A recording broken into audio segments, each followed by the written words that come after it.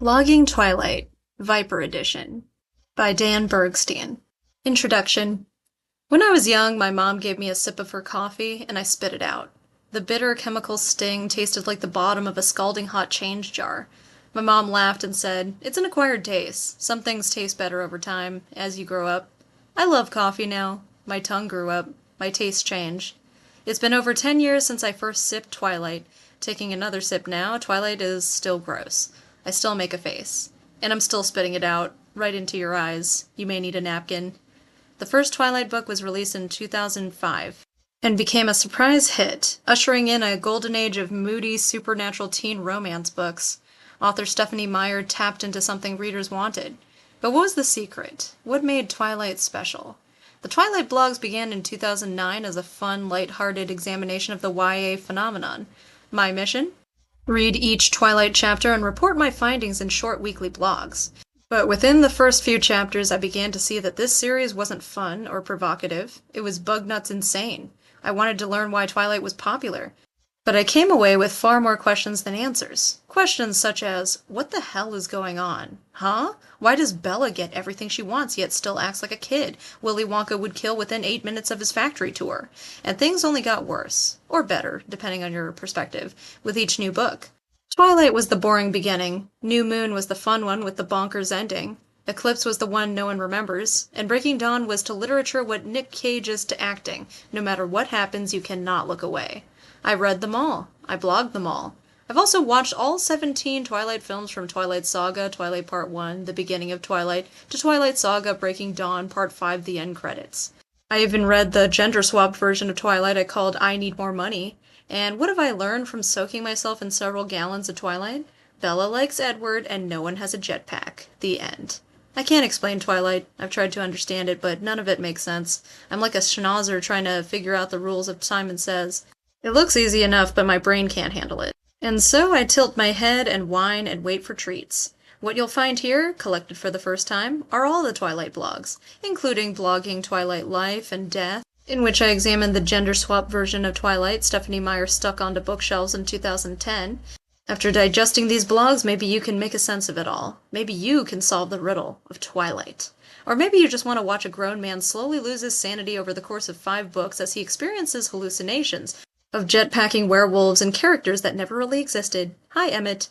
Or maybe you want to re-enter the world of supernatural YA romance fiction and have nowhere else to turn. I'm glad I wrote about YA novels in 2009 and not today. The genre of supernatural teen romance diminished in recent years, killed in part by realistic sad stories from the sick girl finds love before dying genre. Vampires were replaced with incurable diseases, and everything got much more real. This was followed by YA novels followed by social issues, inequality, sexuality, gender identity, and the destruction of the patriarchy. And things got even more real. It's not something that'd be easy and fun to joke about. Today, the YA bookshelf looks more like college lectures and TED Talks than goofy monster stories, and I applaud the shift. It's wonderful to see young people so interested in the world, and it's inspiring to think that these kiddos will one day be in charge of everything. Perhaps Twilight had something to do with the shift from fantasy to reality. Probably not. But young people are smart. They've always been smart. I was smart once too. But after years of being handed nothing but monster love triangles, it's understandable that readers got sick of Boyfriend Chooser, the Darkbird saga, and gravitated towards realistic, culturally significant fiction. Twilight doesn't have much hold on today's readers. The easy breezy, and stupid, romance between a perfect privileged girl and a perfecter privilegeder boy isn't relevant.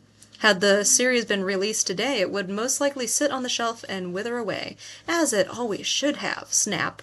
I know for certain blogging Twilight wouldn't work in today's world, at least not as a blog. Today's comical criticisms come mostly in the form of video essays by sassy, snarky YouTube stars who know their way around Final Cut Pro.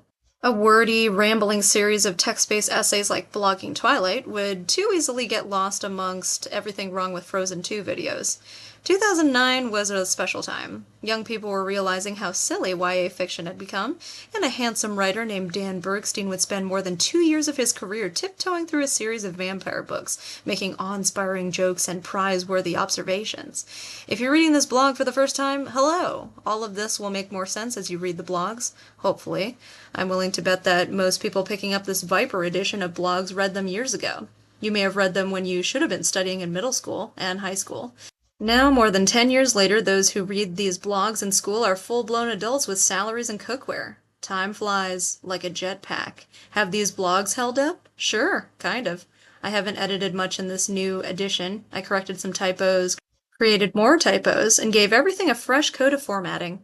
There may still be some cringe-worthy ideas and poorly chosen words in the blogs, and for that, I apologize. I wrote these when I was an ignorant doofus living in a time when Me Too was something after hearing, "I like ninjas."